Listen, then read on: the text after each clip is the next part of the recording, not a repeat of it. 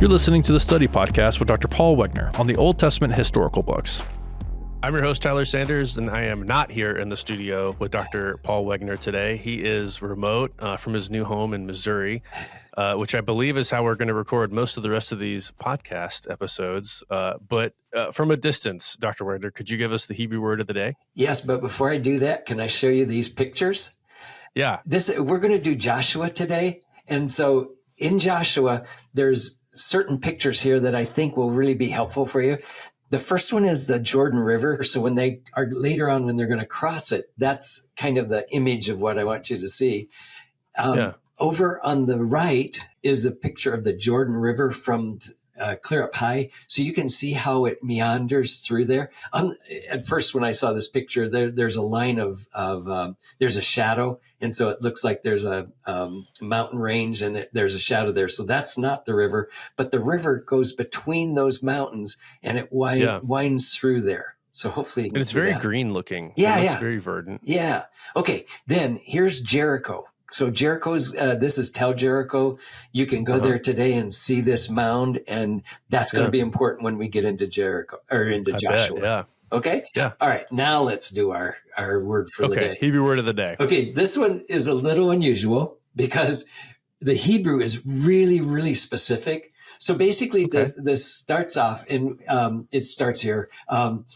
Unless we come into the land, and now this next, that yellow word there is the word for cord. Okay.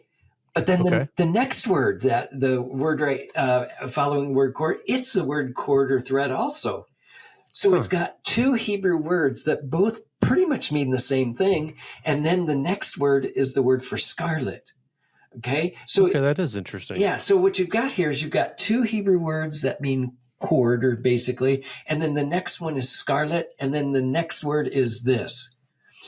So basically, he says to tie this scarlet cord, and I think it should be this cord, this made up of strands of scarlet. So I've translated something like this cord made up of scarlet strands, and that's kind of what it is. It's very literal. Made up of these, it's a cord, but it's made up of cords of scarlet. Yeah, I see. Okay. And that's sense? Really two different constructions for that word. Right? And it's kind of interesting that you put both of them in there for the Hebrew. Yeah. So, So that's what we've got. So I thought, that one I thought was a little unusual. So I thought you'd enjoy that. Yeah, that's really interesting. That is a fascinating one. All right, here's the big picture. So we've got Joshua conquering the land. And that's pretty much what Joshua is about. They're going to take the land. I dated about 1400 BC, somewhere in there. There's a big debate as to when the Exodus or the conquest happened, but I'm going with the 1400 date. The author's uncertain. We don't know who that was. The key verses, I've got Joshua 24, 14 through 18. I want to read those to you because they're really famous when you get to the end of it, but it kind of summarizes what the book's about. So it says, and if it is disagreeable in your sight to serve the Lord, choose for yourselves today whom you will serve, whether the gods which your fathers served, which were beyond the river, or the gods of the Amorites in whose land you're living. But as for me and my house, we will serve the Lord. Remember, that's like the classic phrase for it. That's kind of the big picture for this. Joshua's they're gonna get the land, they're gonna conquer it, but it's like they're coming in and wiping out a bunch of people and taking over the land, but they have to go in and then capture it. So it's basically like a two-part stage. Joshua is about the first time they come in and destroy the Canaanites. But there's going to be places that the Canaanites still control because they're still strong, and they're going to have to go in, each of the tribes go on and conquer their land. So that's why when we get to Judges, you're going to see that they haven't conquered the land. And it talks about all the places they hadn't conquered. But I don't think it's a contradiction. I believe it's a two-step process. The Israelites came in, were to conquer the land. They did that part, big picture, but now they've got to go in and get each of the little parts, and that will be in the time of Judges. Okay? Yeah, sure. So there could be, we don't know exactly how much time there is between there, But even if it's 5 years, and most people think about that, even if it's 5 years, that's long enough for people to then get reestablished in the land, so they have to take it over. If Joshua and the Israelites would have immediately gone and captured their areas, it'd have been a lot easier for them. But what happens is they don't, and that's why you're going to see what looks like a contradiction between Joshua and Judges. So that 5-year period, are you saying where does that fit in? Is that like between, are you saying it's between the conquest in Joshua takes 5 years, or there's like a 5-year gap between? Well, my guess is I don't think it takes about 5 years, because if you read the stories, they seem like they go pretty quickly.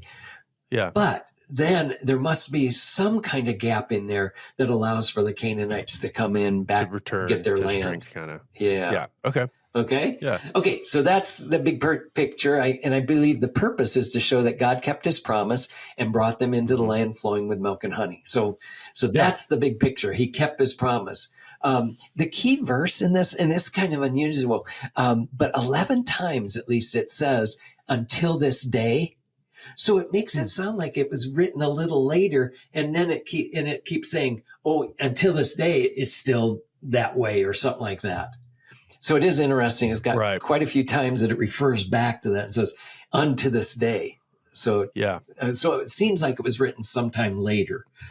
Yeah. All right. Okay. First section is them getting ready to go into the land. Chapters 1 and 2 talk about the preparation. Then chapter 3 and 4, they're actually crossing the Jordan. And then in chapter 5, you've got that them they get circumcised.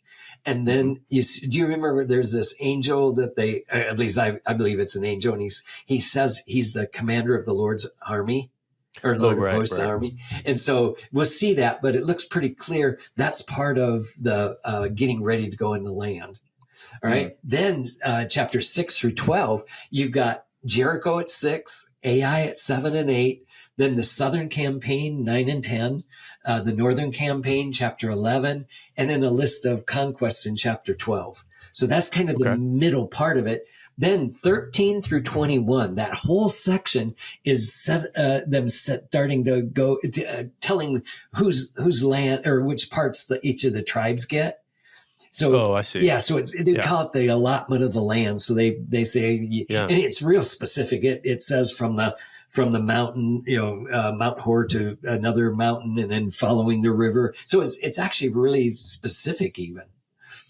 At the end of there, you've got the cities of refuge. That was in chapter 20. Then in chapter 21, you've got the Levitical cities.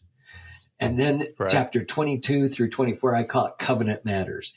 You've got them, the tribes on the other side of the Jordan build an altar, and Joshua and the people on the other side wonder, what are you guys doing?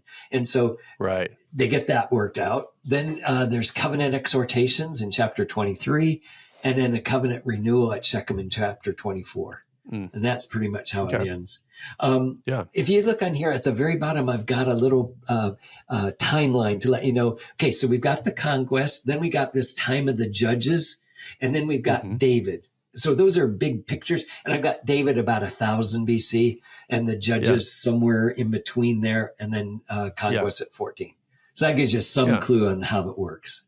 Right. All right. That'll make sense? I think so, yeah. All right. Let's go to the next one. In the English Bible, it has, Joshua, Judges, Ruth, 1st, 2nd Samuel, so it goes through there. Yeah. In the Hebrew Bible, they're arranged a little different. They're called the former prophets, and you've got Joshua, Judges, Ruth, 1st, 2nd Samuel. Then Ruth, Chronicles, Ezra, Nehemiah, Esther, those are in the writings, the last part of the book. So it's in the Hebrew Tanakh or Hebrew Bible. So you've got it divided. It's differently than in the English Bible. The English Bible, I believe, follows the Septuagint, and so that's probably the structure, and so why we got it. All right. It's really important to realize there's multiple purposes for history in the Old Testament. As like a genre. Yeah. Yep. In the ancient Near East, one really important part of history was propaganda. Now, propaganda can be good or it can be bad. this was propaganda. Sometimes the ancient Near East would have propaganda to make a king look really good or something like that. Oh, yeah, right. Yeah. Right. And then sometimes the propaganda was I believe the biblical author is doing it to emphasize how great God is, conquering the land and all of that, keeping his promises. So I do believe it's a kind of propaganda, but I would actually say it's a good propaganda. The other kind is to make a king look good, like in the royal annals.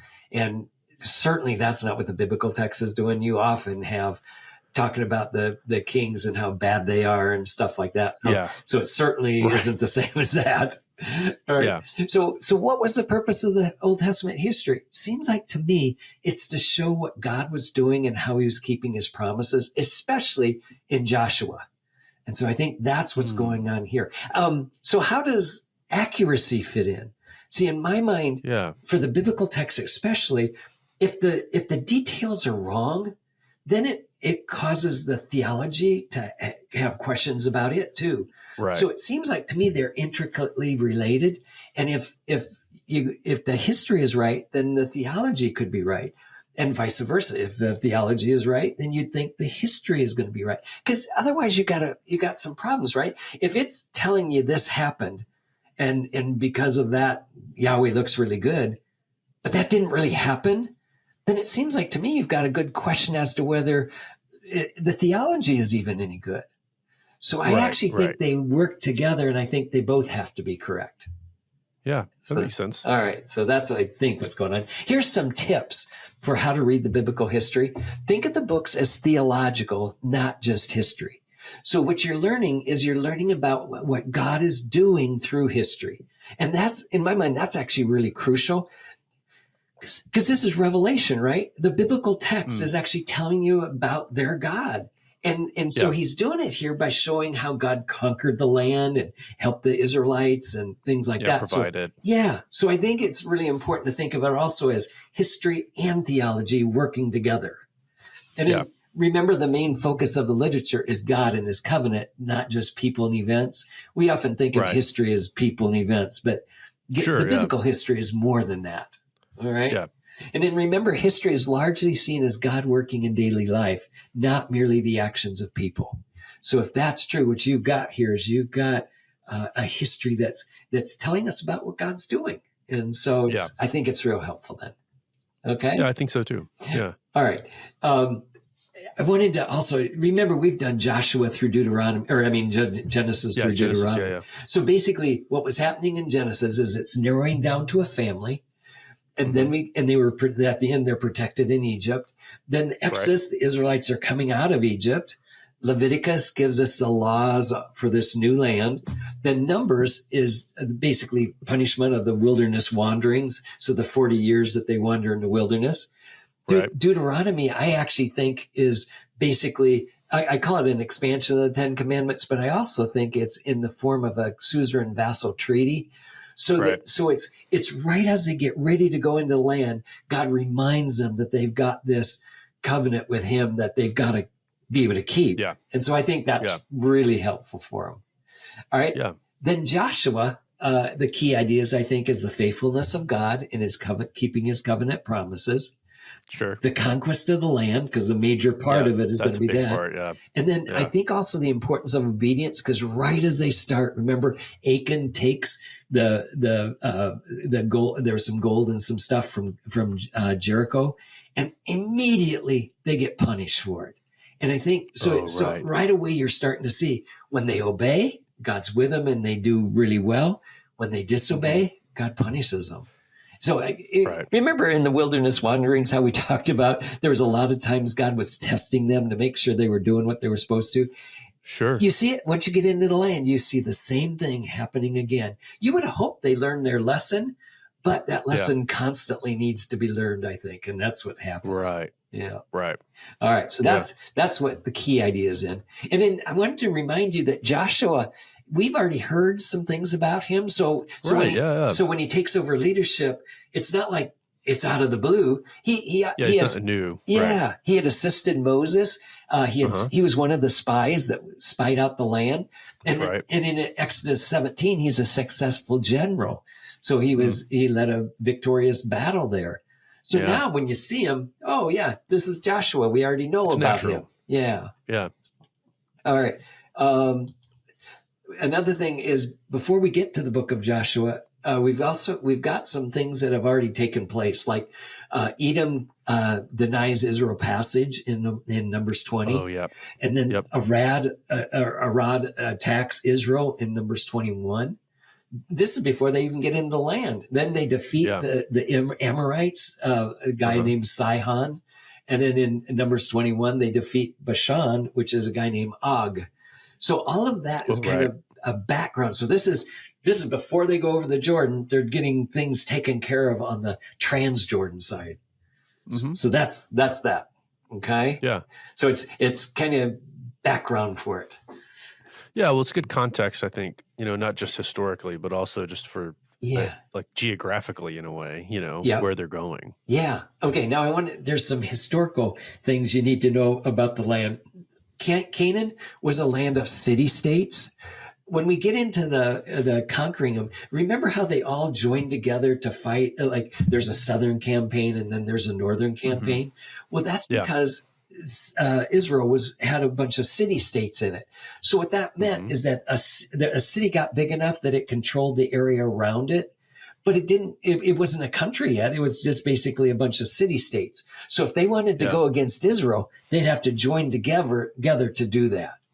And so that actually makes a lot of sense then why you've got the campaigns the way you do. Right. Okay. All right. Amenhotep III, who I believe is the pharaoh in Egypt at this time, he was more interested in internal affairs. So basically he just left Palestine or that area around alone. So the Canaanites the Israelites could come in. Another thing that's important is the Bronze Age cities had high walls and glacis. You first see this when the spies go into the land and they say, "Oh man, it's a city. All their cities are really walled. They're huge. We can't take them." And that's because when they were in Egypt didn't have walled cities. So when they got to Canaan and it's totally different, I'm sure that threw them off and scared them. I'm going to tell you what a glacé is in a minute. I'll show you a picture in a minute. Okay. Another thing is the Canaanites formed alliances to fight off Israel, like in the south in Joshua 10 and then in the north in Joshua 11. So that's because of them being city-states. Okay. Yeah. They would have to. All right. And then the Israelites were told to wipe out the Canaanites totally so that they would not be tempted to serve Baal. You always probably wonder, why is Baal such an important God? And how come all the time they keep going back and wanting to worship Baal when Yahweh has done all these things for them? Well, part of the thing is, I believe, is that the Baal was in the land before Yahweh was there, and often they believed in local gods. So even though Yahweh had been with them all this time, even when they were in Egypt and through the Sinai desert and all that, or wilderness wanderings, all that, still when they got into the land, I think they had to still consider, is this the land where Baal controls? And if so, when God's punishing us because by holding back the rain and stuff like that, is that really because Baal's doing it? So that was always, I think, in their mind. And so it was common for them to then, a lot of times they wouldn't give up on Yahweh, but just in case Baal could do something, they better appease Baal too. And I think that we call that syncretism. And you'll see that a lot in the book of Joshua because they're going into a new land and they're wondering if Baal controls this area. Right. Okay. Right. All right. I just thought that would maybe give some help for some of the logic of what we're going to see. On this picture also, can you see the walls of Jericho there? There's going to be a problem when we get to Jericho. So I'm going to hold off right now, but I just wanted to show you, you can see there's a lower level, there's a higher level, and then there's stuff even above that.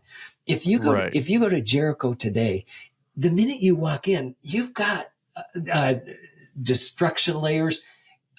20 feet to 30 feet above you. So as you walk in, this tell is huge.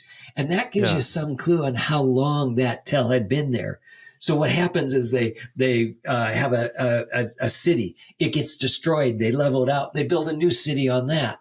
It gets destroyed. They level it out. They build a new city on it. So when you get to Jericho and you walk up there and it's like 30 feet above your head, that's like showing you that's how long that city has been there. Because these I see. It's been built up so many times. Yeah. Okay. Yeah. All right. I thought that picture may help you with that. Yeah. All right. Here's a picture of Lachish, and the walls were the most important thing back at that time because that was their major line of defense. Yeah. But they were smart enough to do more than that too. I don't know if you can see, but can you see that Lachish has two walls, one a lower wall like two, and then an upper wall? Right. Yeah. Yeah. That was, and then they've got towers by the gate of the city as they walk in there. And notice, so basically what they do is if you got through the first gate and got into that inside part there, then you had people shooting down on you from all directions. Sides. Yeah. Yeah. And then up in the top there, they could actually pour boiling oil on you and stuff like that. Right. So that was actually really important for protection of a city. And that those towers were actually quite important too.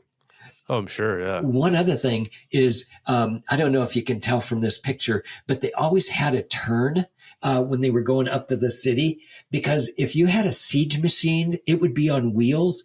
And if you were pushing it forward and then you had to turn it, that would make it so you couldn't get up to the gate of the wall. So to have a turn in there was always really important too. Sure. Okay. Yeah. All right. So walls were the primary element repelling an enemy in the second millennium, but the gates were the weakest part. That's why all that protection around those gates. However, there had to be a balance between the convenience of a gate during peacetime and the safety of the gate during wartime. So, of course. So you had that dilemma. How do we make it safe, but also make it so we can get into the city when we need to? Yeah. Okay. So that's the importance of a gate and a wall. Now, here's my picture of what a gate would look like. So you'd have multiple levels of stone to build up to get to your wall. And then you'd have what's called the glissade. Remember I told you I'd tell you what it was in a minute? A glissade is that number 2 on that picture there. It's earth packed in there are the number 3s. Then there would be rocks, and then they would plaster them on top of that. They'd make it as slick as possible so that if horses and chariots wanted to get up there, they would actually slide right off. Because what used to happen when those weren't there, they'd get up underneath the city wall, like about where number 3 is, and then they'd shoot up, then they'd get out, then they'd shoot back up, then they'd go be hit by the wall. So they'd keep stepping back in so that you couldn't get them. Yeah, so that became a real... so close to the wall that you could have cover, essentially. Exactly. And so that's what a glissade did. It made sure that the people were a ways away. And now, what you're saying it's plaster is like they were like spreading it out, like almost like a thin layer of concrete or something like that, like very like thin kind of slick concrete. Yeah, wow. Yeah, and it probably would be plaster, so it'd probably be more like a clay kind of thing that they would put on there. Yeah. Yeah. And then, when we think of there's actually a moat here. Number 1 is the moat here. But when we think of moats, we think of water with crocodiles in it and stuff like that. Right. Theirs would have been just a little trough, and they would pour oil in it. Then they'd light the oil, and that would that would scare the horses so that they would keep back from the smoke and fire.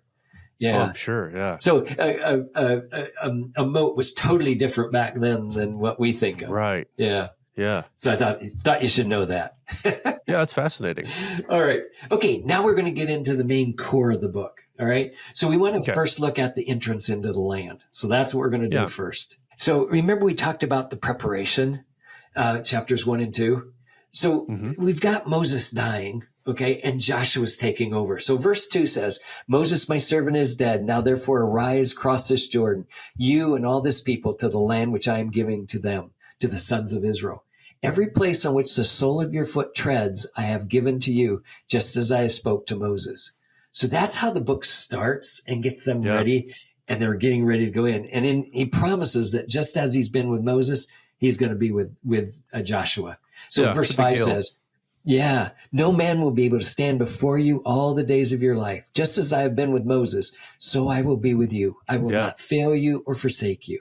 Mm-hmm. See, it's funny. If you read through Joshua, the first couple of verses constantly are saying, be strong and courageous, and I'm going to be with you and all that. Well, remember, Joshua's got a big job. And now Moses has had all this up to this point, and he was the one that was learning how to lead the people and all that. Well, now Joshua's going to have to take over, and he's got a really scary job. He's got Canaanites that he has to fight. Right. So I can see why God's making it real clear. I'm going to be with you, and you got to get ready. Yeah. Then verse 6, here's just one example of it. Be strong and courageous, for I shall give this people possession of the land, which I swore to their fathers to give them. Then Joshua commanded the officers of the people, saying, pass through the midst of the camp and command the people, saying, prepare provisions for yourselves. For within 3 days you are going to cross the Jordan to go in possession of the land, which the Lord your God is giving you to possess. Now, what we don't know, we're going to find out, is that Joshua is going to send in spies into the land. I actually believe it overlaps with the 3 days, because remember, they're in Jericho, and remember Rahab tells them to wait for 3 days and then go back. So they're supposed to go on the opposite side. They're supposed to go towards the hills, because the people never expect them to go that direction. Yeah. And then they figure that after 3 days, the people are going to give up because they can't find them. Because by that time, they would have gotten back to their people, and so it would have been too late. Yeah. So that's why she tells them 3 days, and I think this is going to overlap with the 3 days Joshua tells them to get ready to go into the land. Right. Okay. All right. So that gives you a little history there. Then Rahab shelters the spies. Remember, that's really important. Joshua 2:1 says, then Joshua the son of Nun set two men as spies secretly from Shittim, saying, go view the land, especially Jericho. So they went and came into the house of the harlot, whose name was Rahab, and lodged there. And then verse 5 says, it came about when it was time to shut the gate at dark, that the men went out. I do not know where they went. She's telling the people that, pursue them quickly, you will overtake them. But she had brought them up to the roof and hidden them in the stalks of flax, which she had laid in order on the roof. So the men pursued them on the road to the Jordan, to the fords. And as soon as they had pursued them, they had gone out, they shut the gate. So here's Rahab. Basically, she's a traitor, right?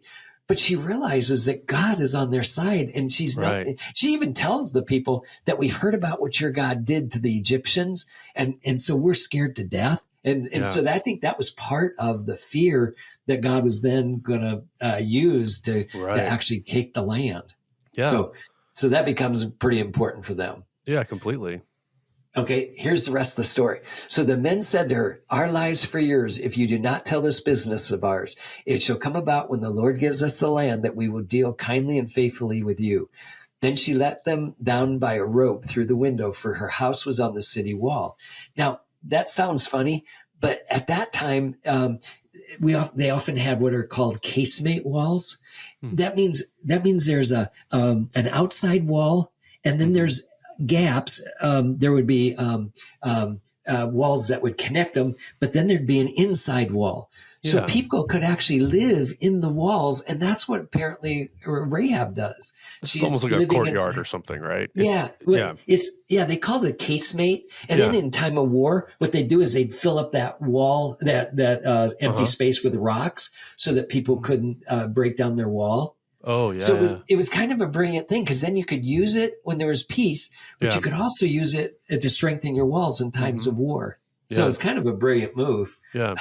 Okay, here's what it then says. So she was living in the wall, and she said to them, go to the hill country so that the pursuers will not happen upon you, and hide yourself there for 3 days until the pursuers return. Then afterwards you shall go on your way.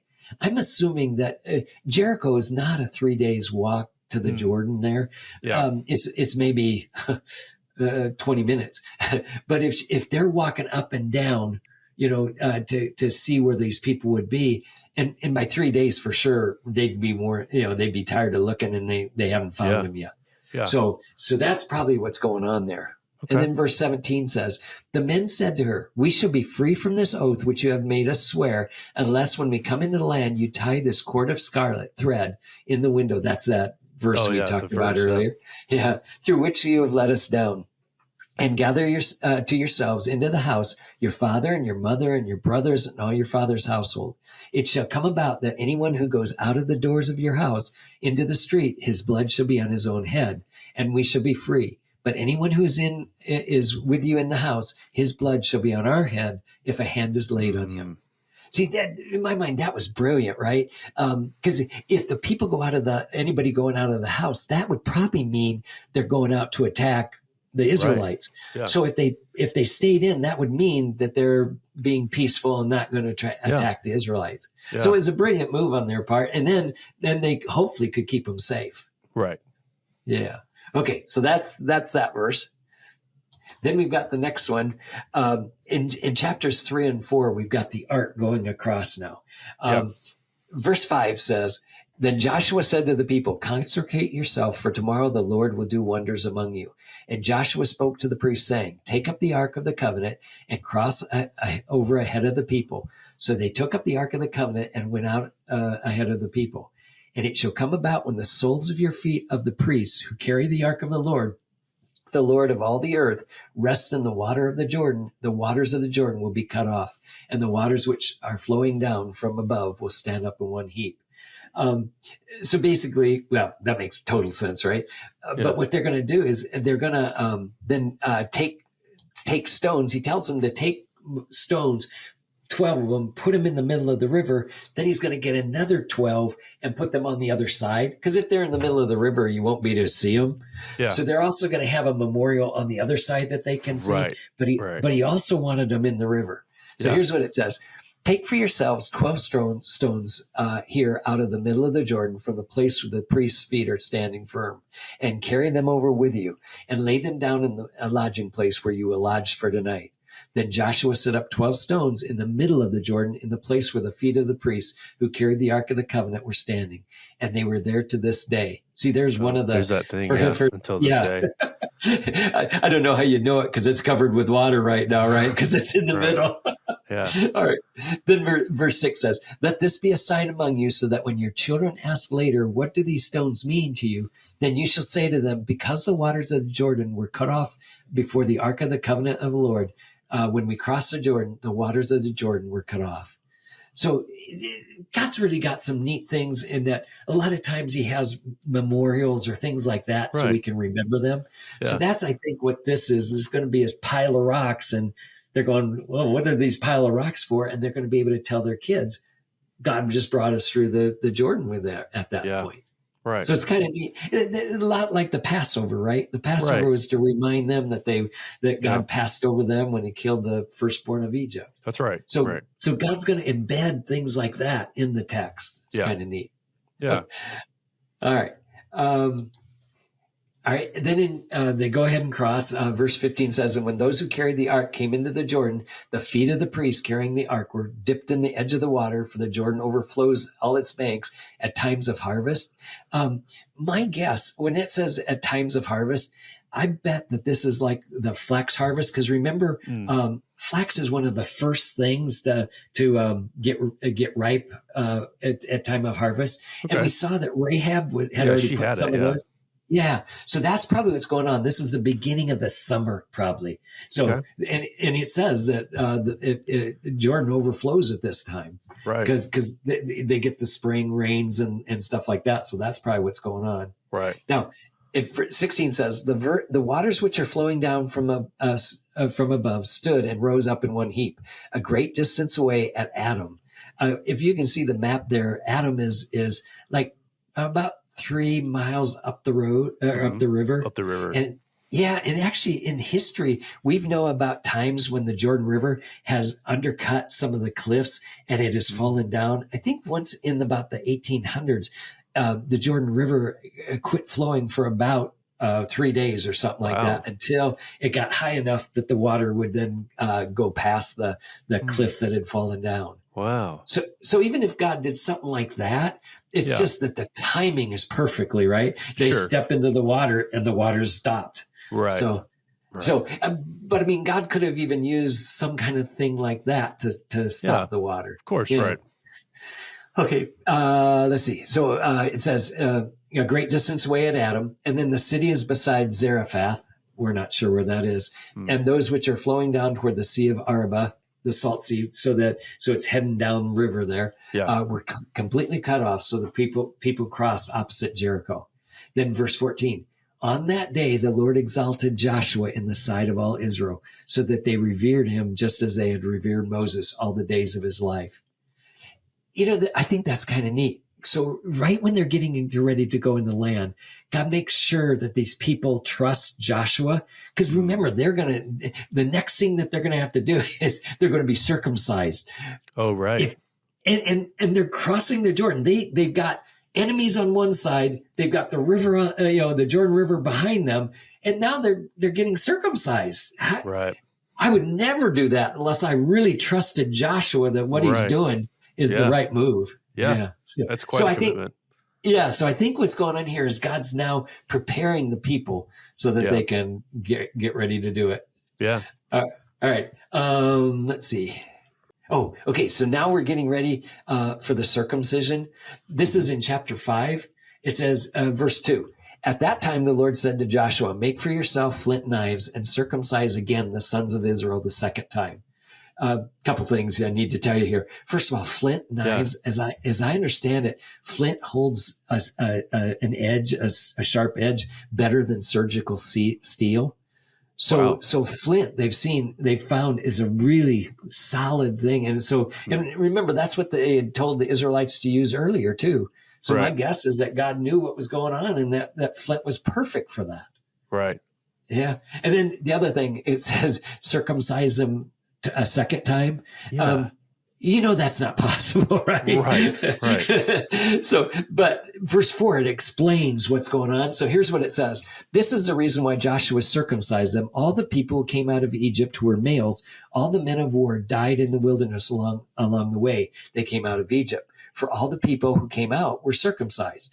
But all the people who were born in the wilderness along the way they came out of Egypt had not been circumcised. So when it says a second time, it's referring to the first time when all those people got circumcised just as they were coming out. Right. And now they're getting ready to go. None of them had been circumcised. It's more like an event of circumcision kind of. Yeah. And it's important because remember in Genesis 17, remember how important circumcision was? That if you want to be part of this covenant, you've got to be circumcised. Right. Yeah.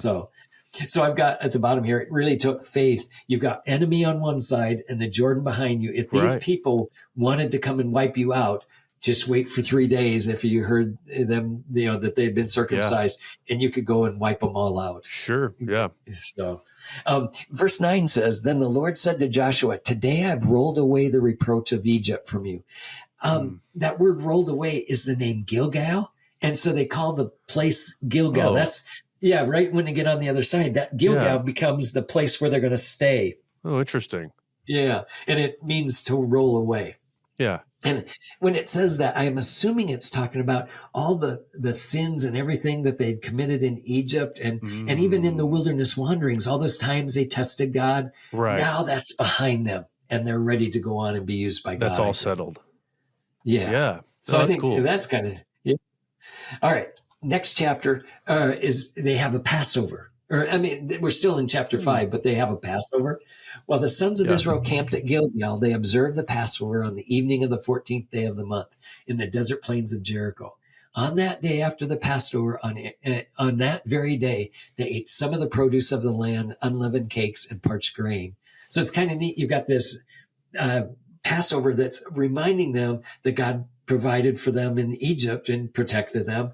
Now, automatically, now you're starting to eat from the actual land that God's promised to give you.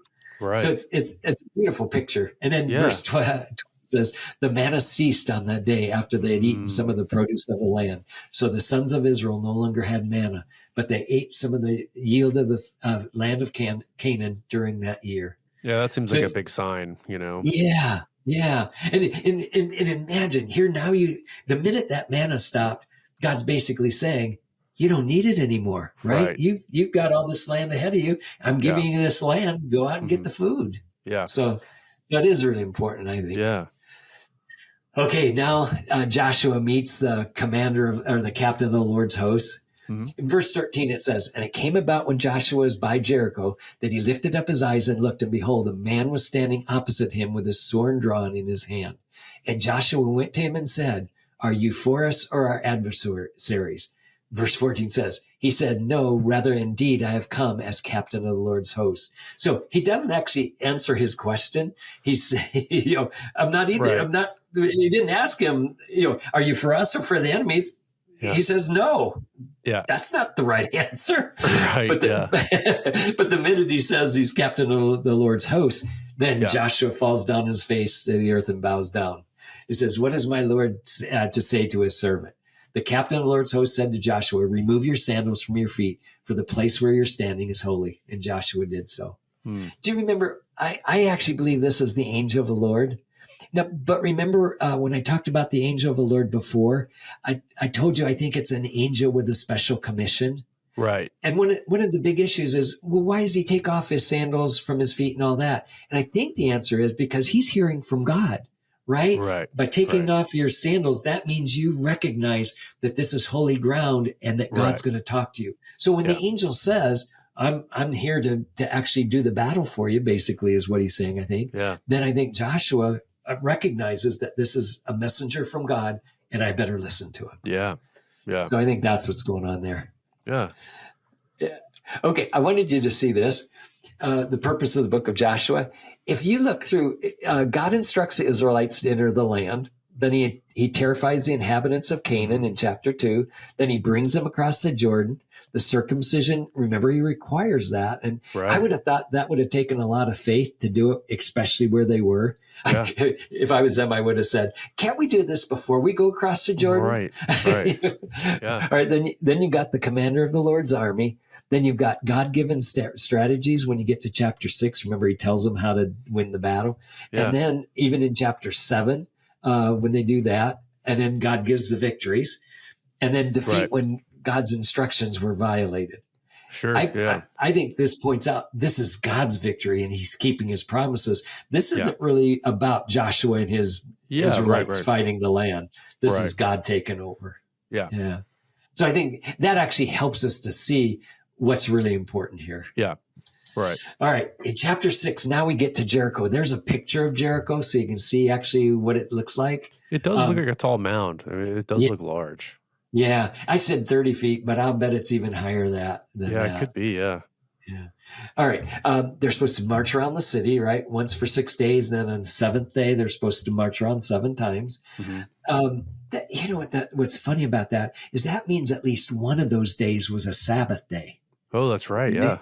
Yeah. So at least one of them was. Yeah. God still tells them to do it. Then the walls fall down and Jericho is captured. Mm-hmm. I think what's also interesting, I think the reason that he gives them 6 days before he ever attacks them is I think that if I was in Jericho and I saw these people doing that and I knew that they'd already defeated the Egyptians and they've taken Sihon and Og, I think I would have given up. And I think God gives them a chance to give up. Well, and we know that Rahab was aware of, right? That's right. Yeah. So we know that. And it said, even Rahab says, and we're terrified. Our hearts melted in fear. Yeah. Well, if that's true, why are you going to fight him? Why don't you just give up? And I think God's giving them the opportunity so that when he actually does attack them, he's given them plenty of time to give up and they refuse. Yeah. Does that make sense? So I don't see this as a real cruel God going in. I see this as a very gracious God. Right. He gave them an awful long time to come on out and surrender to him, and they refuse. Right. Okay. All right, I've got just a couple of verses here. And when the people heard the sound of the trumpet, the people shouted with a great shout, and the walls fell down flat, so that the people went into the city, every man straight ahead, and they took the city. They utterly destroyed everything in the city, both man and woman, young and old, ox and sheep, and donkey, with the edge of the sword. Do you see verse 21 when it says they utterly destroyed? Yeah. That's the word haram. And that means it's all dedicated to God. So basically that utter destruction was to give this city over to God. It's like the first fruits of the conquest of the land. Right. And that's why when Achan takes some of the gold from it, that is so bad because all of this was to be given to God. Yeah, and when he took some, he's now stealing from God. Right. So does that make sense? That makes a lot more sense, actually. Yeah. So now the logic of why Jericho is important is there too. Yeah. All right. Okay. They burned the city with fire and all that was in it. Only the silver and gold and articles of bronze and iron they put into the treasury of the house of the Lord. Remember, so if it's dedicated to God, then he should get all the benefits of it. Mm-hmm. However, I like this. However, Rahab the harlot and her father's household and all that she had, Joshua spared, and she has lived in the midst of Israel to this day. There's that phrase again. Right. For she hid the messengers whom Joshua sent to spy out Jericho. Yeah. So I think that verse is just so important and crucial. Yeah. Does that all make sense? Yeah, for sure. Okay. All right. This next verse here. Then Joshua made them take an oath at that time, saying, "Cursed before the Lord is the man who raises up and builds the city of Jericho. With the loss of his firstborn, he shall lay its foundations, and with the loss of his youngest son, he shall set up its gates." So the Lord was with Joshua, and his fame went out through all the land. Wow. Remember, we talked about it being dedicated to God. Yeah. And then, so now he curses it. And in fact, I'm going to show you another verse. They actually later tried to rebuild it. And he does it. And it says that, well, I'll show you in a minute, but it does show that his kids died off. And when it says, with the loss of his youngest son, he will set up his gates, and the other one, with the loss of his firstborn, he shall lay its foundations. Yeah. I think that means, and in the process of them building up the city, that means all his kids are going to die. So I think, I from think the oldest to the youngest. I think that's the phrase it's getting at. Wow. Okay. All right. So I think that, okay, now here's the next verse. Ahab, now this is in Kings, 1 Kings 16. Ahab also made the Asherah, and Ahab did more to provoke God, the God of Israel, than all the kings of Israel who were before him. I gave you that verse to give you what the context was. Yeah. Now, verse 34. In his days, Hiel the Bethlehemite built Jericho, and he laid its foundation with the loss of Abram, his firstborn, and set up its gates with the loss of his youngest son, Segub, according to the word of the Lord, which he spoke by Joshua, the son of Nun. Wow. Isn't that so? So if you go to Jericho today, it's there is a city that's grown up around it, but the tell is there, and there's nothing on it. I mean, it's just it's dirt. It's a mound. Yeah. So my guess is that part of the city was never to be rebuilt, and it never was. Right. So, all right. I just wanted to show you that when a curse was, a lot of times God will make sure that does happen, and that's basically what happened there. Right. All right. I wanted you to see some pictures of Jericho. Okay. So here, the one on the left on the bottom, there's the big tell. Okay. So you can see it's a big mound, and you can see a road right next to it. So that gives you some perspective on how big it is. Yeah. Now, in that, you can actually see a divot, a big, what they did is they dug through the tell to see how far back it went. And in the middle of that, they found this tower. This tower is it's solid except for, it's solid except for a stairway that goes up through the middle of it. And it's probably about, I couldn't tell it, I was looking down at it, but I'll bet it's at least 40 or 50 feet high. Yeah. And we think that was a tower, for defensive purposes. Gate, kind of. Yeah. Yeah. Either that, or maybe just kind of a tower to see if anyone was coming. Oh, sure. Because it would be so high among the land. Yeah. Yeah. So that's it. And then on the right side, you've got this picture of this cup with a face on it. Yeah. That was found at Jericho also. Well, that's fascinating. Yeah. Now, this tower, it goes back about 6,000 to 8,000 BC. Wow. So yeah, and I think they can do that pretty accurately. I think from pottery and stuff like that, and destruction layers. So if that's true, that would mean that the creation couldn't be before 6 or 8,000 BC, because here you've got a tower that's man-made in that time period. Right. Now, it's very possible that could have been wiped out in the flood too, because when they found it, it was covered with debris and stuff like that. So I think it's very possible it could have been covered in the flood. But sure. I just wanted you to know that at least that goes back that far. Wow. Yeah. Wow, that's amazing. Yeah. It's very big. I mean, the height is impressive, but it also looks very solid. Yeah. Yeah.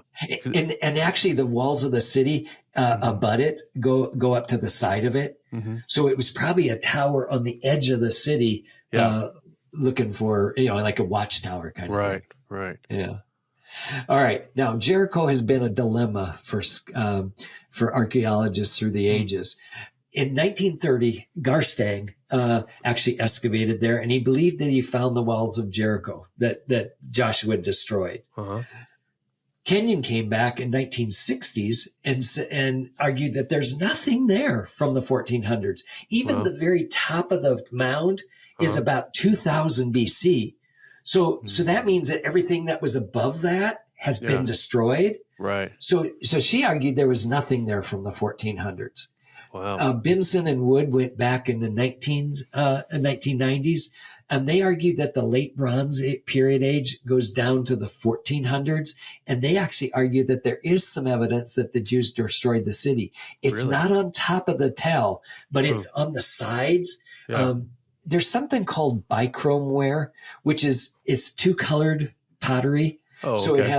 It's got a normal color, and then it has black and brown on the outside, or black and red, I think, on the outside. So it's called bichrome, two colors. Yeah. They found some of that on the sides of the mound, and they also found some scarabs from a time that would be in the 1400s. Wow. So they think that what happened is that this, as the city was destroyed, the things that were from the 1400s have now gone onto the side of it. Yeah. So they think that's what's happened. So I think Kenyon was right in that there was nothing on the top that was from the Israelites, but I think there was stuff underneath there that was there on the sides. So we'll see what happens next. It's been in a constant moving story about what they seem to have found. Right. So, all right. Achan is the next story, 7 and 8. Yeah. It's a small city. Remember, it's so small, they only send up 3,000 people. Right. And they get they get destroyed. When it says they get destroyed, I think it says there was like 31 people died. And for the Israelites, that was terrible. Right. Yeah. We think of people like, in wars, a lot of people get killed, but for them to actually get defeated by that would really be embarrassing for them. Yeah. I've got a picture here of that map there. You can see where Shittim is on the Transjordan side. Then Gilgal would be their main place where they're going to do their battles from. Then Jericho is right next to Gilgal somewhere. Then Bethel we're looking for Ai. And at this point, there's something called Etel, which people had thought was Ai. But I don't think at this point, there was nothing from the Iron Age which is when the Israelites would have gone in. So there's nothing from that time. So some people have argued that's probably not the right city. Some people have argued that this Kirbet El Mikrer right here next to Bethel could be it. Let me read a little about what happened. So in verse 4, it says, about 3,000 men went from the people went up there, but they fled from the men of Ai. The men of Ai struck down about 36 of their men and pursued them from the gate as far as Shebarim and struck them down on the descent. So the hearts of the people melted and became as water. So you can imagine now they get in, they just saw this amazing victory at Jericho. Right. And now they see this little city destroy them. Right. Okay. Yeah. Verse 10 says, so the Lord said to Joshua, rise up. Why is it that you have fallen on your face? Israel has sinned, and they have also transgressed my covenant, which I commanded them. and they have taken from some of the things under the ban which I have and have stolen and deceived. Moreover, they have put them among their own things. So that's where and notice again it said things under the ban. Where was it? Yeah, they had taken things under the ban. That word ban there is that haram again. Oh, okay. Yeah. Yeah. All right. So that's they think. I think that's more recently. Some people have argued that this is where AI is, and I think they might be right. Yeah. All right. Here's a little more. You shall do to AI, and so God gives them a new battle plan after Achan gets punished. Yeah. All right. You shall do to Ai and his king as you have done to Jericho and its king. You shall take only its spoil and its cattle as plunder for yourselves. Set an ambush for the city behind it. So that, and they tell you that Ai is on one side and Bethel is on the other side, and that there's a hill between them. So this Kerbet El Mikhair actually fits all that. So they might have it. Yeah, sure. All right, here. Okay, then verse 11 says, Then all the people of war who were with them went up and drew near and arrived in front of the city and camped on the north side of Ai. Now there was a valley between him and Ai. So you can see that that's helping you know the location. And he took about 5,000 men and set them in ambush between Bethel and Ai on the west side of the city. Then verse 21, when Joshua and all the people saw the men in the ambush had captured the city and that the smoke of the city ascended, they turned back and slew the men of Ai. Now they've got people, Israelites on both sides, right, behind them, and they can't get back into the city and down in the hills there. And the others came out of the city to encounter them, so that they were trapped in the midst of Israel, some on this side and some on that side. And they slew them until no one was left of those who survived or escaped. So that gives you, so God's plan worked really well. Yeah, right. And especially since they got defeated the first time. See, now I assume the men of Ai were all proud and all stuff like that. So when they saw the Israelites running, they thought for sure we got them running again. And they fell totally for the ambush. Right. So it does kind of make sense. Yeah. All right. Then in chapter 10, we've got, or 9 and 10, we've got the Gibeonites trick. When the inhabitants of Gibeon heard that Joshua had done to Jericho and Ai, they also acted craftily and set out as envoys and took worn out sacks on their donkeys and wineskins and worn out and torn and mended, and worn out and patched sandals on their feet and worn out clothes on themselves. And all the bread of their provisions was dry and become crumbled. Had become crumbled.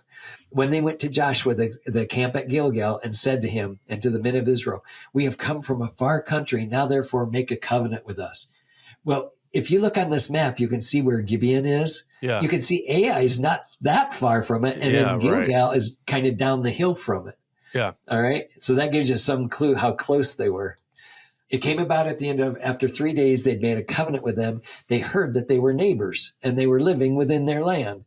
The sons of Israel did not strike them because the leaders of the congregation had sworn to them by the Lord, the God of Israel, and the whole congregation grumbled against the leaders. See, it put them in a dilemma. Right.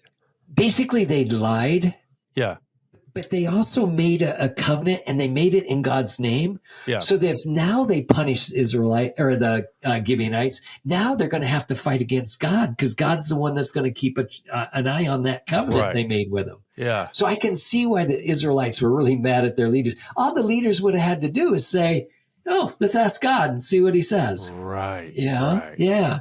Yeah. Verse 21 says, Then the leader said to them, Let them live, so that they became hewers of wood and drawers of water for the whole congregation, just as the leaders had spoken to them. Now that's actually kind of a brilliant move on their part. They knew they couldn't punish them, right? Yeah. But if they make them hewers of wood and drawers of water, that means they're going to be in constant contact with the Israelites, and they're going to constantly be hearing about their God and see the battles that are going on. So my guess is that that's one way of making sure that they learn about their God. Sure. So it wasn't a bad idea, I don't think. And it seems like it worked out okay. I mean, it was kind of the best they had at that point, wasn't it? Yeah. Yeah. All right. Okay. Now in chapters 9 and 10, we've got the Southern campaign. So we've now basically this is going to be what happens to Gilgal. So verse 5 in chapter 9 says, so the 5 kings of the Amorites and the king of Jerusalem and the king of Hebron, the king of Jarmuth, the king of Lachish, and the king of Eglon gathered together, and they went up, and they all with their enemies encamped by Gibeon and fought against them. The men of Gibeon sent word to Joshua in the camp at Gilgal, saying, do not abandon your servants. Come up quickly and save us and help us. For all the kings of the Amorites that live in the hill country have assembled against us. Now, in one sense, Joshua is kind of under obligation to do this. So I think that's probably what's happening. Now, verse 9. So Joshua came upon them suddenly by marching all night from Gilgal. And the Lord confounded them before Israel, and he slew them with great slaughter at Gibeon, and pursued them by the way of the ascent of Beth Horon, and struck them as far as Azekah and Makkedah. Can you see on the map? This is downhill. Gibeon is up in the middle of the highlands. They now go downhill, and it's in that area where the hailstones are coming down and killing. At one point, it says that hailstones kill more than the Israelites kill. Right. So you can imagine that these Canaanites are scared to death because they now got the heavens working against them. Right. All right. So the next verse says, and they fled before Israel while they were at the descent of Beth Horon. The Lord threw large stones from heaven as far as Azekah, and they died. There were more who died from the hailstones than those the sons of Israel killed with the sword. Then Joshua spoke to the Lord on that day, when the Lord delivered them up from the Amorites before the sons of Israel. And he said in the sight of Israel, O sun, stand still at Gibeon, O moon in the valley of Ajalon. So the sun stood still and the moon stopped until the nation avenged themselves of their enemies. Is it not written in the book of Jasher, and that the sun stopped in the middle of the sky and they did not hasten to go down for about a whole day? There is no day like it. Like that before it or after, when the Lord listened to the voice of a man, for the Lord fought for Israel. You probably knew that story, right? And the question is, what is going on? How did it really stand still? When it talks about being in the sky, so part of it, I don't know if you've ever been outside in the fall. You'll sometimes see the moon going down and you'll see the sun coming up. Oh, sure. Yeah, and that's probably what's going on here, so that you've got that happening. All right, so here's my chart on the different options for this. Okay. So one is that a lengthened day, and the evidence for it is the timing seems to suggest in the middle of the battle. Purpose is to make the battle, make sure the battle is won. Yeah. The day appeared to be long, so here's the evidence for that. Got so much accomplished, thought it was 2 days.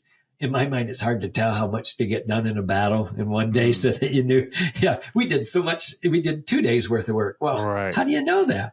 Yeah.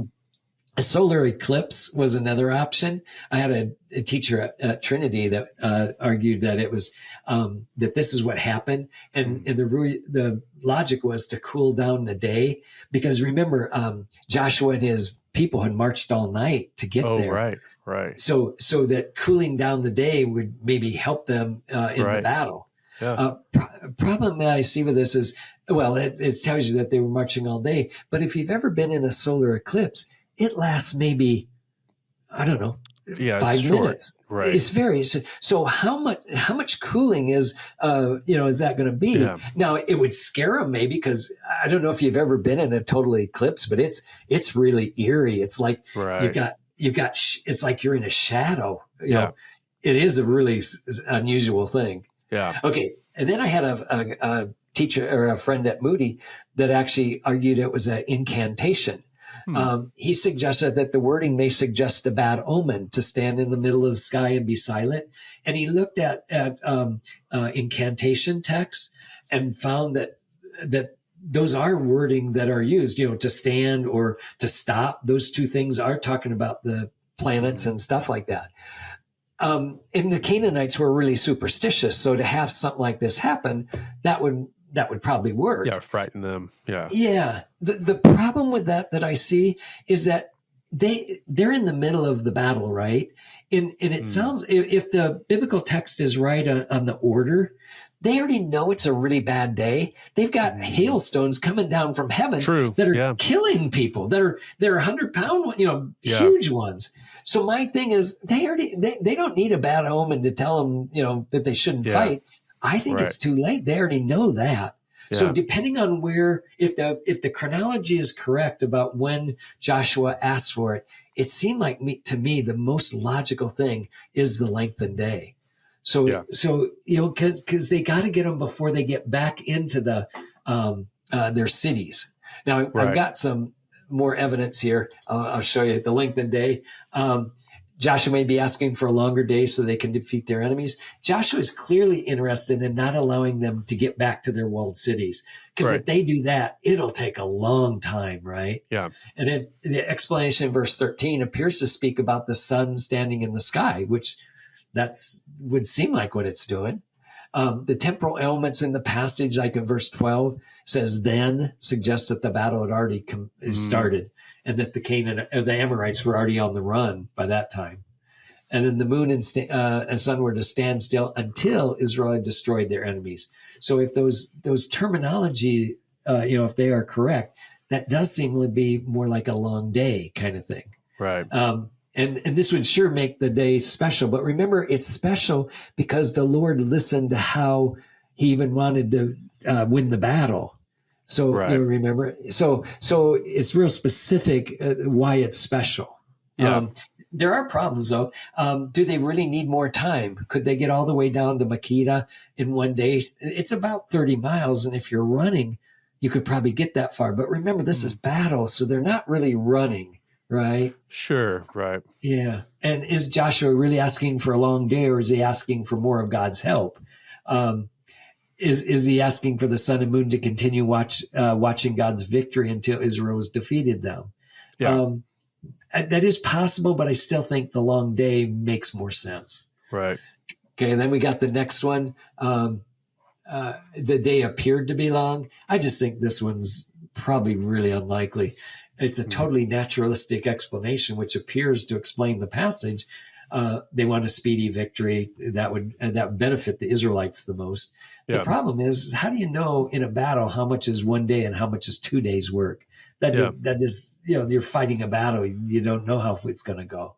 Right. And then verse 13 suggests it was not a normal day because the Lord fought for Israel. Right. So I think that's probably an unlikely one. The solar eclipse, we've already talked about this. I think that a solar eclipse is so short, it's not going to really help them that much. And then the other one, the incantation, it does make some sense. The only problem is they already know it's a bad day. So I don't think they needed to be told that, to discourage them to fight. I don't think they would have needed to know that. They already knew that by that time. Mm-hmm. So depending on the timing, it seems to make sense. Yeah. All right.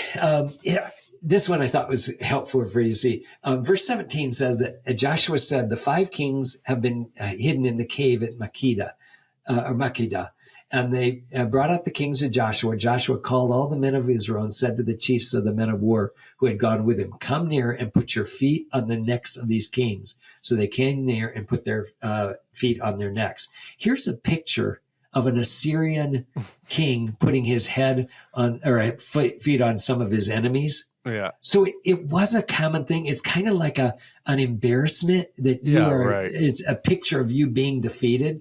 Yeah, it's so that would yeah. So it is actually a thing that they did, and it makes a lot of sense. These are the 6 cities that they said they defeated. All right. Right. Okay. And then the next one here. That was the southern campaign, they call it. Okay. Then the next one in chapter 11 is a northern campaign. And basically, can you see this right here? It's called Merom. Yeah. Where I got the arrow. Okay. This is a spring there that's where the battle started. It says they came out and all their enemies with them as many people as a sand which is on the seashore, with many horses and chariots. And all these kings, having agreed to meet, came and encamped together at the waters of Merom to fight against Israel. You see that phrase, as many people as the sand on the seashore. Right.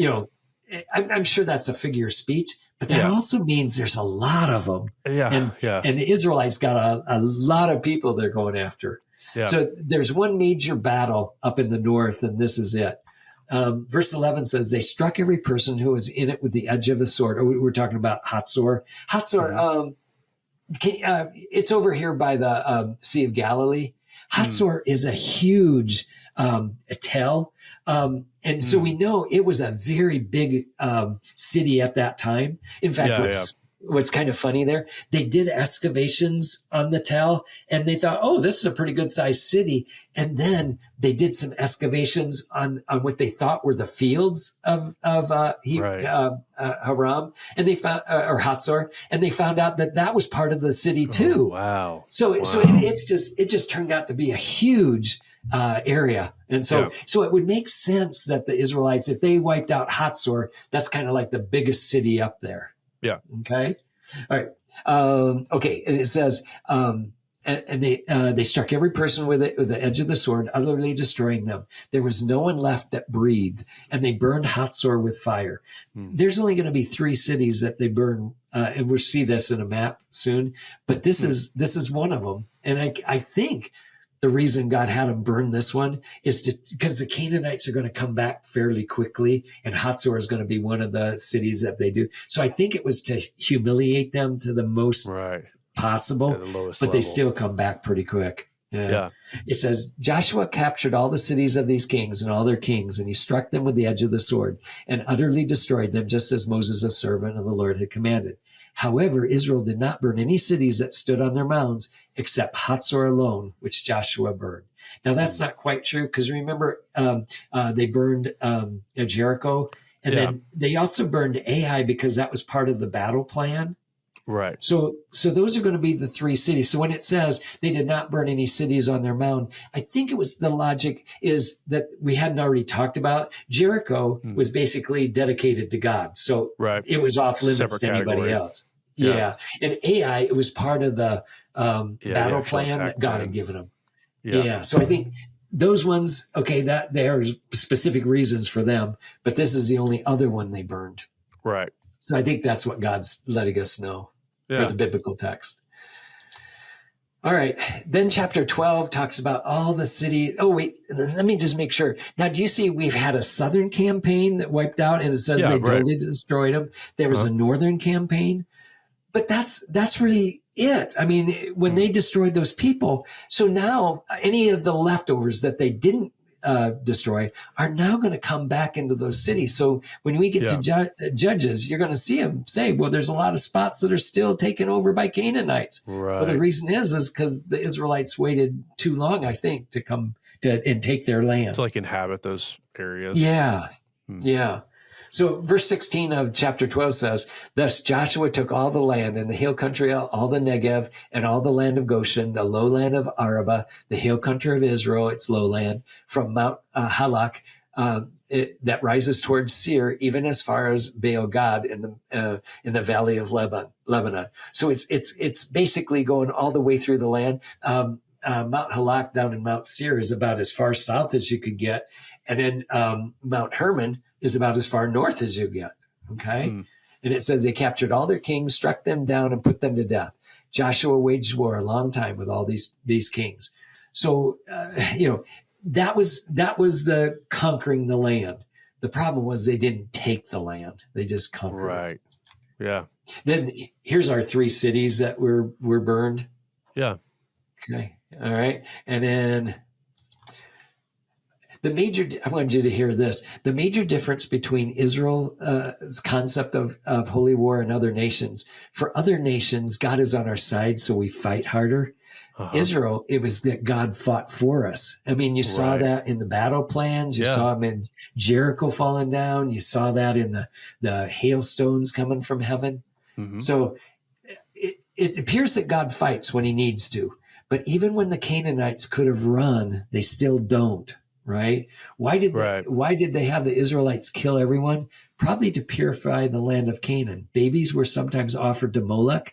Women would remember Baal and Asherah to serve them. Right. So even the people you would expect them not to have killed, they were supposed to wipe out so that Baal did not come back. And And they didn't do that well, did they? So it continued to keep coming. Yeah. Yeah. Okay, then the chapters 13 to 21, we've got all these allotting of the land. So you've got Manasseh, Gad, Reuben, and then all of them on this side are basically the rest. Mm-hmm. We've got Caleb. I wanted you to know about him. Caleb was one of them that was one of the spies.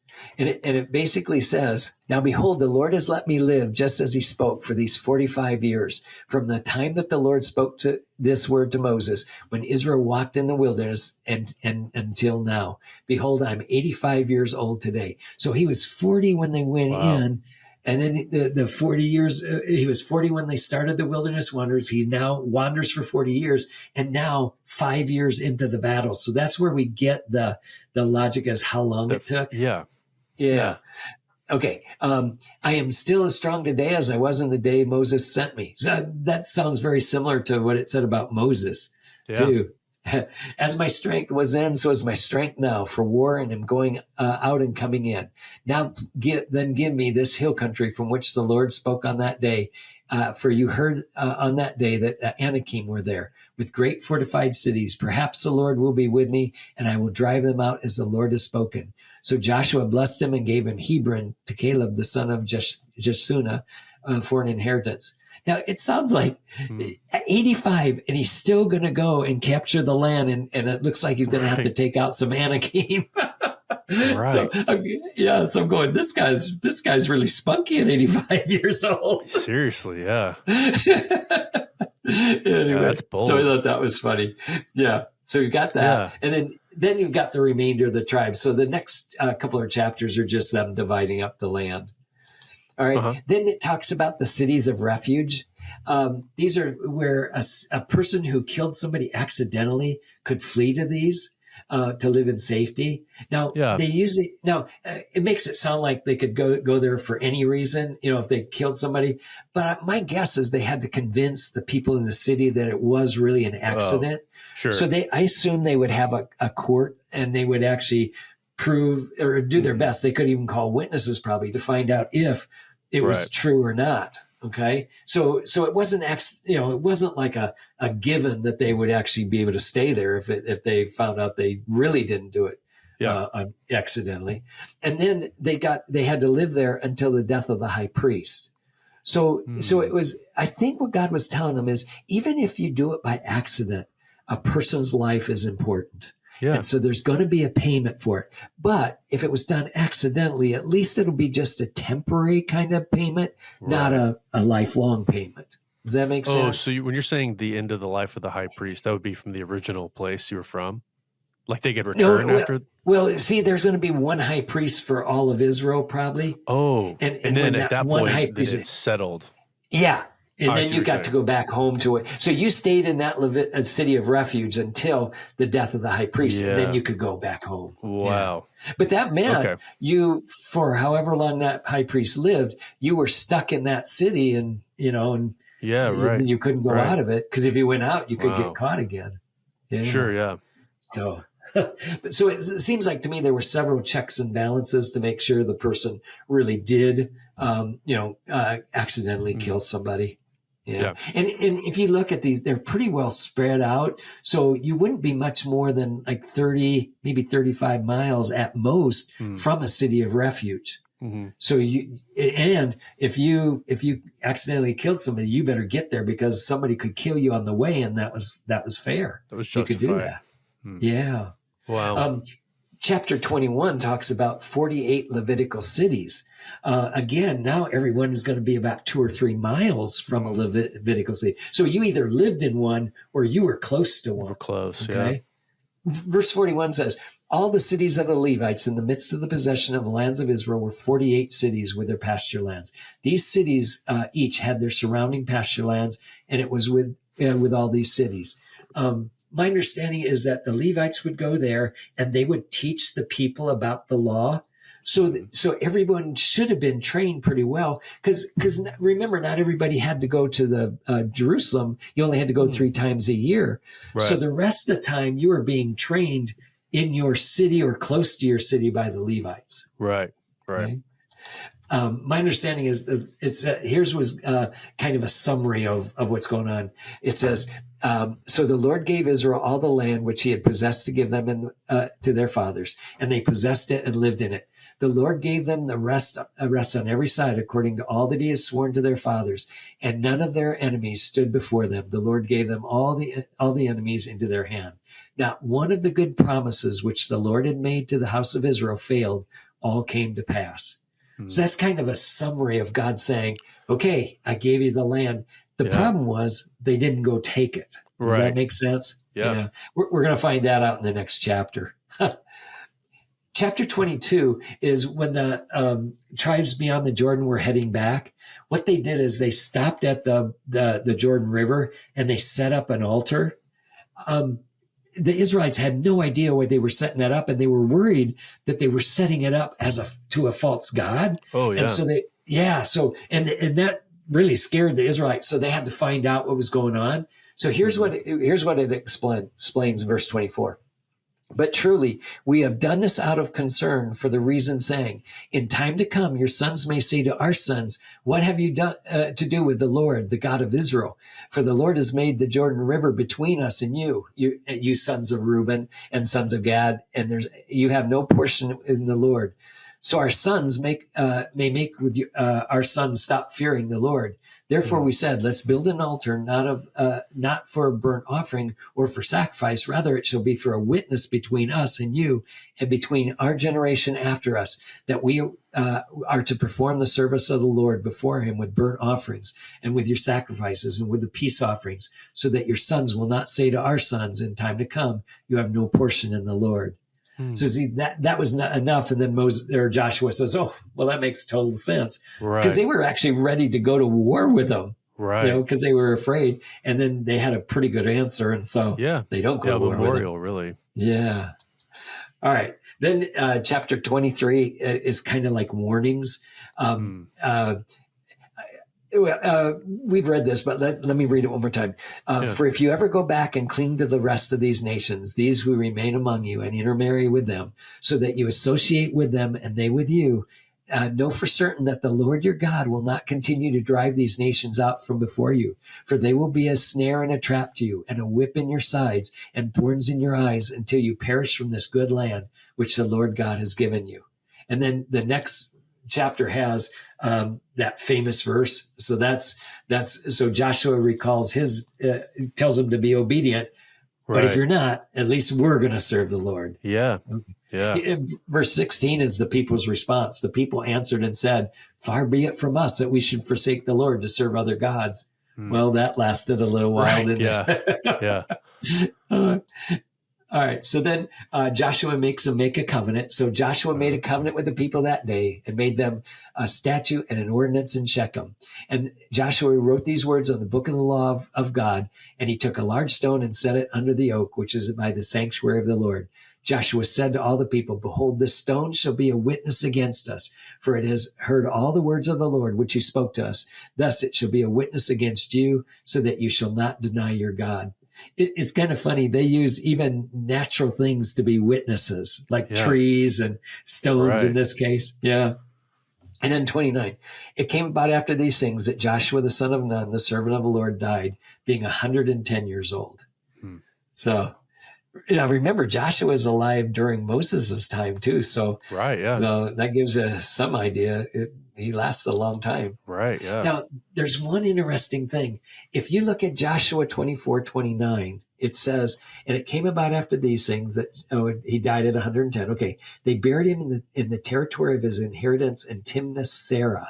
So I've got the Hebrew, what it looks like there, which is in the hill country of Ephraim on the north of Mount Gerash. But if you go to Judges, it says that in chapter 2, verse 8, then Joshua, the son of Nun, the servant of the Lord, died at the age of 110, which is exactly kind of what we'd heard before, right?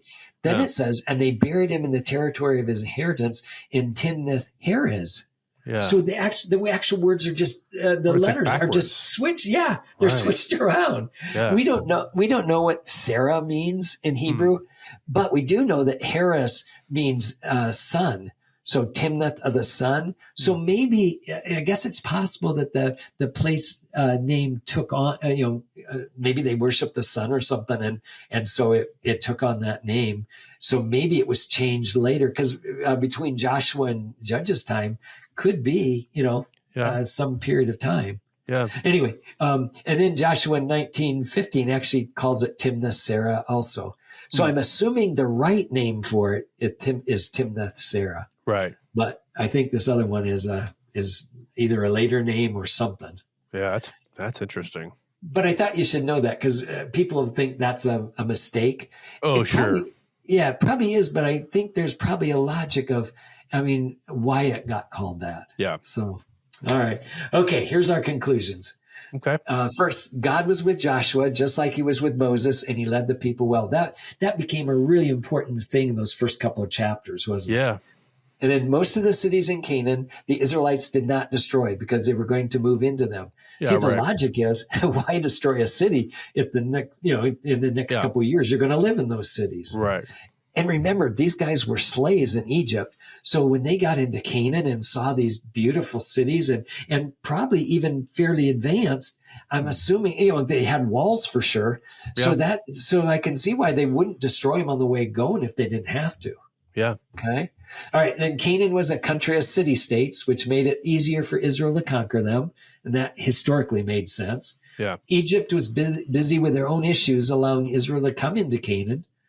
And then number 5, why did the Israelites burn Hatzor? We don't know for sure. God never told us. But I think it's because it was such a strong city. They needed to make a real strong statement that this is defeated. Yeah. It also says at that point they hamstrung the horses. What that would mean is that horses would still be able to walk once their hamstrings were cut, but they could never pull a chariot after that. They wouldn't have the strength to do that. I've always been kind of upset that they did that, but it seems pretty cruel to the horses. But it made sure that they then couldn't pull chariots after that. Right. Yeah. Okay, the last one is Joshua followed God all his life and gave Israel a charge to serve God at the end of his life. Yeah, that is powerful. I kind of like Joshua, don't you? I mean, he if you look at his life, he was consistent all the way through. And even at the end, when he gives the Israelites a charge, he says, okay, I don't care what you do. You can serve whatever God you want. But for me and my house, we're going to serve God. Yeah, he seemed very focused, Yeah. And that's really something that can encourage us, I think. Yeah, for sure. Get to the end of our lives and can say the same thing he does is pretty good. Yeah, it's amazing. Yeah. Well, that's Joshua. That's a good one. That's really good. It's a whole book of Joshua. And I think it's my hope is this is a good episode for people, kind of from what we said at the very beginning of the genre of this book. Yeah. That it's a little different maybe than what we expect when we think of a history. That this is really a historical theological work, Yeah. Well, so I'm really glad we went through it. And I hope we learned some things from it. Yeah, for sure. Absolutely. All right. So you ready for Judges next? I am. We'll see you soon. That sounds good. Thank you.